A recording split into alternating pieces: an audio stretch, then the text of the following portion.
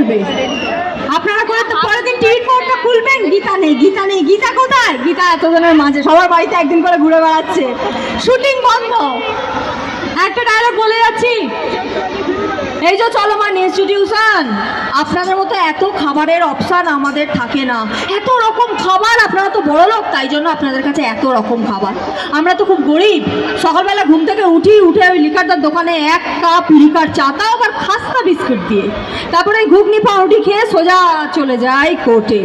আপনাদের মতো এত খাবার, এত অপশান থাকে না আমাদের। মাথায় রাখবেন একটা কথা, যত অপশান তত কনফিউশন। Thank you.